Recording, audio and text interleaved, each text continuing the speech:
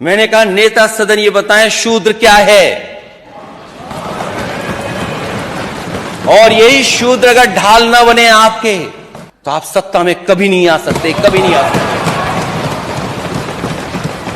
ये पढ़ने की बात कर रहे हो आप? इतिहास के पन्ने उठाओ आप। क्या आपका घर, आप घर में गए होगे तो गंगा जल से धोया होगा आपको? शर्म तो तुम्हें करनी चाहिए जो अपने बाप की सम्मान नहीं कर पाए। तो ये समय नहीं है उन बातों को कहने का भी अध्यक्ष महोदय कि उन रीति रिवाजों के बारे में मैं नेता सदन से पूछूं। इस तरह के विचार on the floor of house नहीं आने चाहिए, क्योंकि अगर किसी के पिता के बारे में कोई बोलेगा तो स्वाभाविक है दूसरा भी किसी के पिता के बारे में बोलेगा। आपने भी बहुत सी रीति रिवाज नहीं मानी, वो ठीक नहीं लगेगा मैं कहूं, क्योंकि ऐसी शिक्षा मुझे नेताजी ने नहीं दी।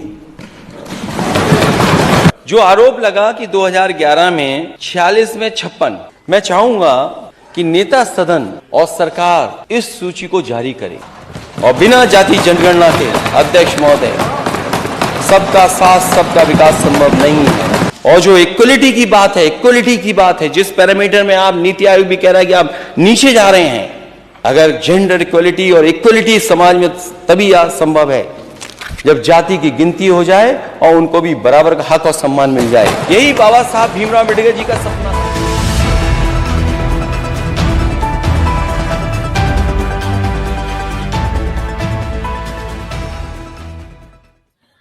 तो आज उत्तर प्रदेश से एक बड़ी दिलचस्प खबर आई कि उत्तर प्रदेश में सबसे बड़ी कामयाबी हासिल करने वाले बीजेपी की अकेले दम पर पूर्ण बहुमत की सरकार को बनने से रोक देने वाले, अपने पीडीए के जरिए अपने सामाजिक न्याय की विचारधारा के साथ डॉक्टर अंबेडकर और डॉक्टर लोहिया के विचार को मिलाकर संविधान को बचाने की लड़ाई के साथ आम चुनाव 2024 में सबसे बड़ी कामयाबी हासिल करने वाले अखिलेश यादव ने इस्तीफा दे दिया है।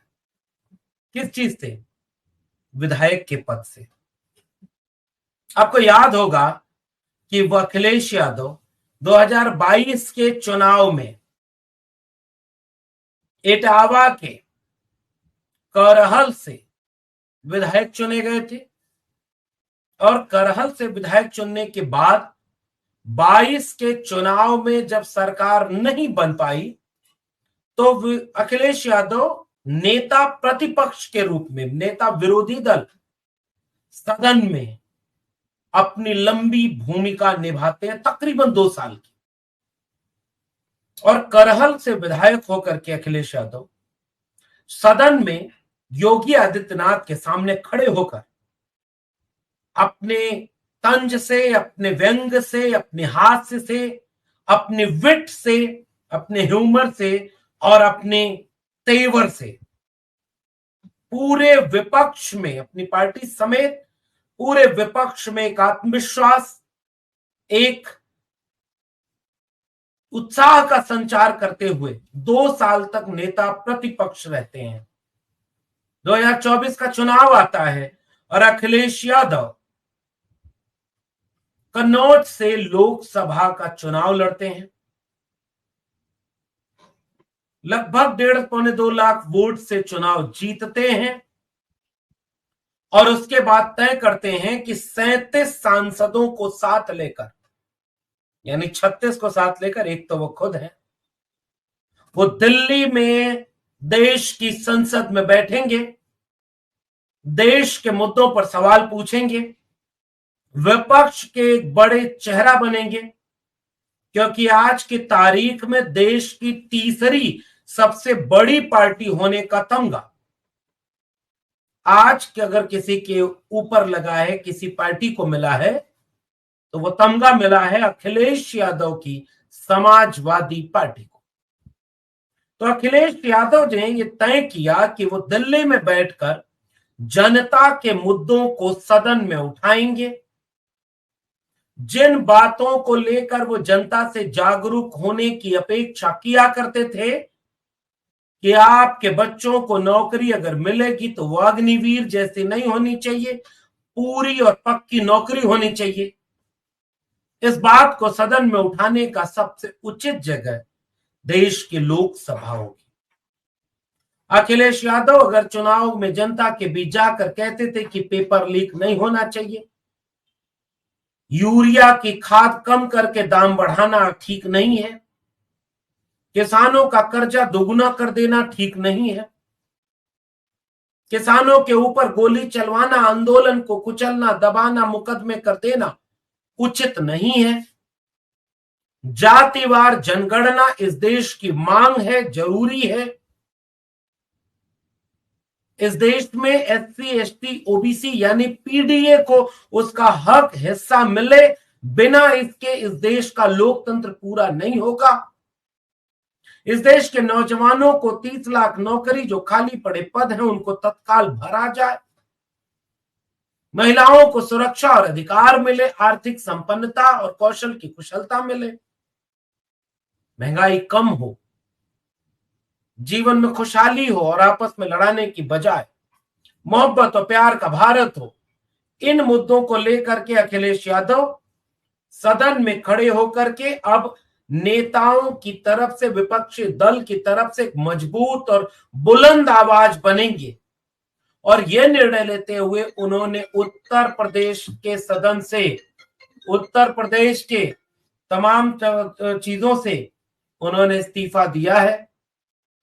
अब उत्तर प्रदेश की राजनीति में इसका असर क्या पड़ेगा, इसका थोड़ा विश्लेषण करना जरूरी है। आज की तारीख में अगर आप गौर करें तो अभी अखिलेश यादव जब विधानसभा उत्तर प्रदेश में हुआ करते थे, और आपको मैं ले चलता हूं अतीत में, चाहे वो बिजली का सवाल हो, चाहे वो पानी का सवाल हो, दलितों, पिछड़ों यानी पीडीए पर अन्याय और अत्याचार का सवाल, कई सवालों पर सरकार को मजबूती से घेरने का काम अखिलेश यादव ने किया, मजबूती से घेरा है। और उस मजबूती से घेरने के साथ उन्होंने पूरी ताकत इस बात पर लगाई कि कैसे जनता के मुद्दों पर विपक्ष अपनी बात को कह सके। और अपमानजनक भाषा जो मुख्यमंत्री बोला करते थे कि जो पिता का नहीं, जो अपने बाप का नहीं हुआ, मुख्यमंत्री योगी आदित्यनाथ कहते हैं बाप का नहीं हुआ, क्योंकि उनका तेवर यही है।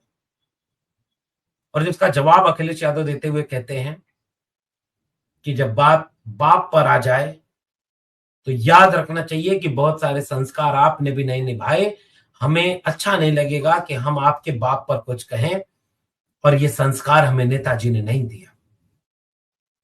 86 में 56 एसडीएम की बात जब मुख्यमंत्री ने उठाई और गलती से 46 में 56 कहा, तो बार बार अखिलेश जी ने उसको तंज की तरफ, व्यंग की तरफ पकड़ करके कहा कि 46 में 56 प्रमाण तो दे दो, प्रूफ तो दे दो, उसका उदाहरण दे दो। सरकार में 7 साल से हो और आपने कितना प्रचार कर रखा है कि 46 में 56 एसडीएम यानी 86 में 56 एसडीएम यादव, तो बताओ ये 46 एसडीएम यादव कहां है? और जब हम आज और आप बात कर रहे हैं तो पता ये चल रहा है कि हाई कोर्ट में इस बात की पुष्टि होती है, कोर्ट मानता है कि 86 में 56 एसडीएम की खबर फेक न्यूज थी, झूठ थी, बीजेपी और आरएसएस के झूठ के प्रोपोगंडे का एक दुकान का बिकता हुआ प्रोडक्ट था, और इस प्रोडक्ट को बीजेपी ने बहुत बार बेचा।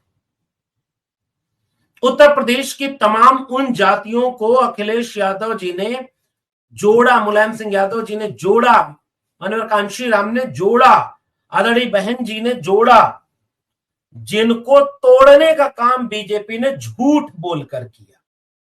आरएसएस और बीजेपी ने एक पॉलिटिकल नैरेटिव बनाया कि समाजवादी पार्टी केवल यादवों की पार्टी है और बहुजन समाज पार्टी केवल जाटवों की पार्टी है। और इन दोनों नैरेटिव को बना करके बीजेपी ने गैर यादव ओबीसी और गैर जाटव दलित समाज का वोट बीजेपी की तरफ लाने में कामयाबी हासिल कर ली, सरकार बना ली।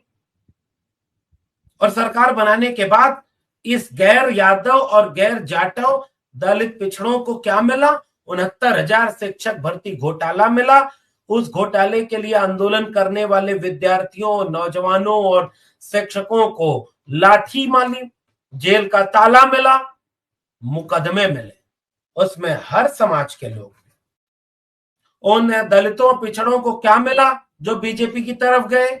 उन दलितों पिछड़ों को अपनी सरकारी नौकरी प्राइवेट हाथों में बेच देना मिल गई।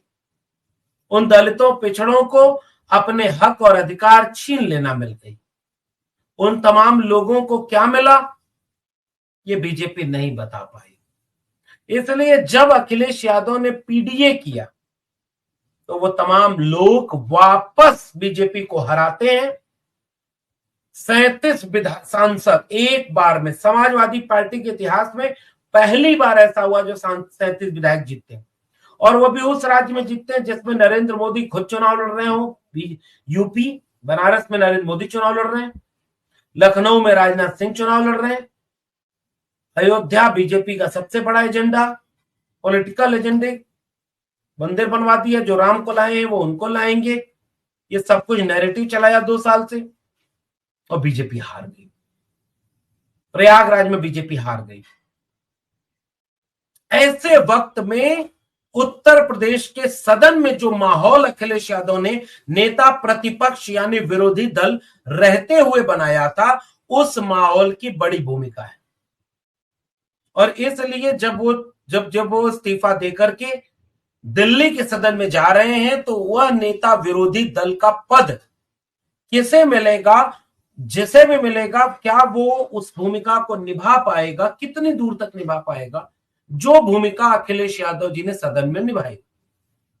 जनता के मुद्दों पर तेवर के साथ बात कर, नेता सदन बताएं कि शूद्र क्या है।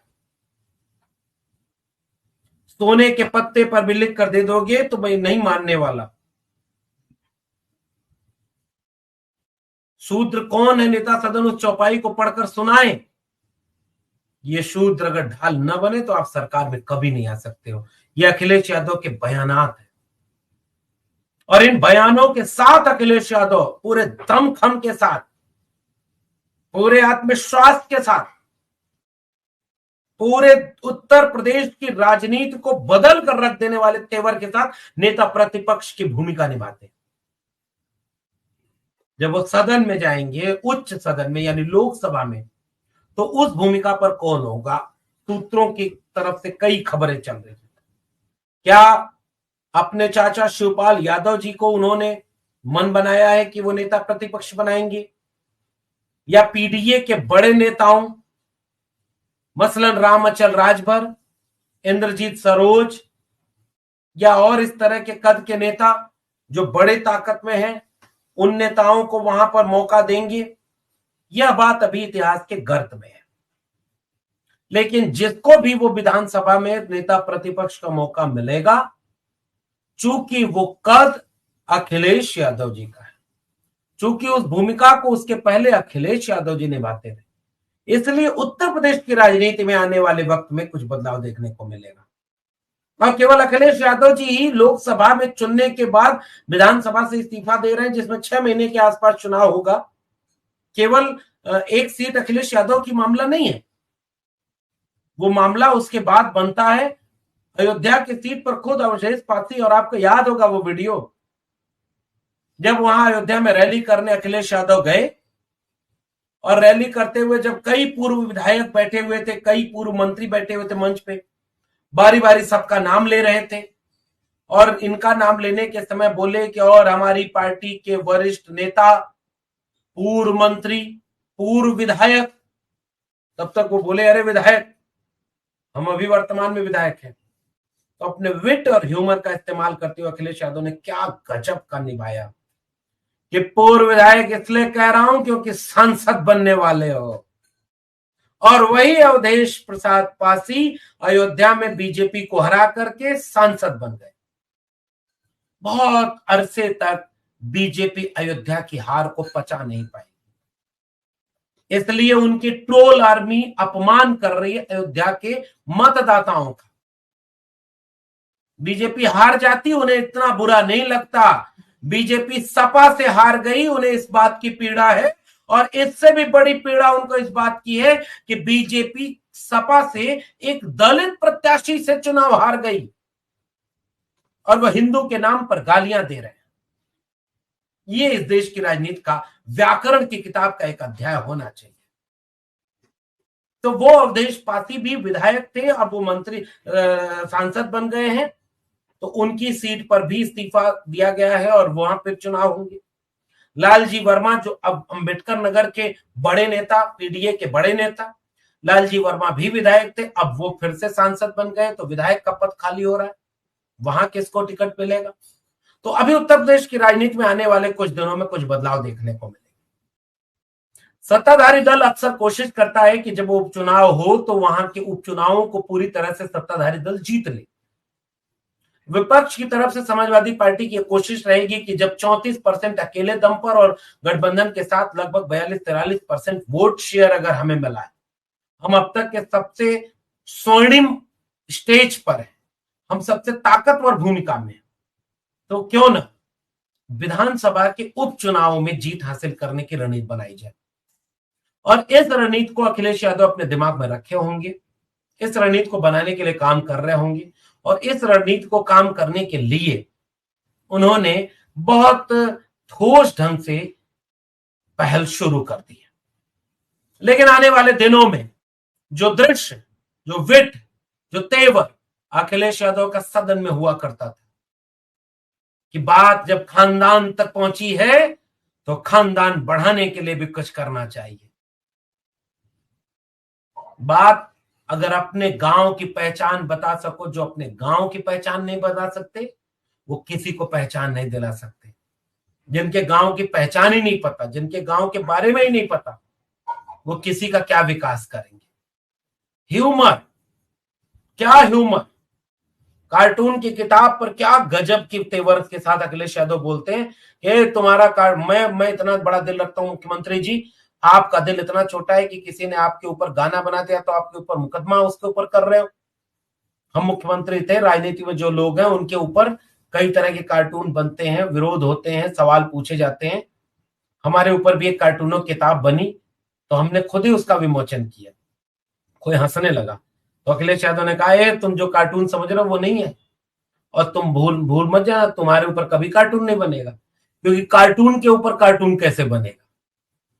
ये अखिलेश यादव का अपना तरीका है, हास्य के साथ भी गंभीर तंज कर देना, तेवर के साथ विचारधारा की बात उठाना, विचारधारा की बात कि जाति जनगणना होना जरूरी है, बिना जाति जनगणना के इस देश में सबको सबका हिस्सा नहीं मिलेगा।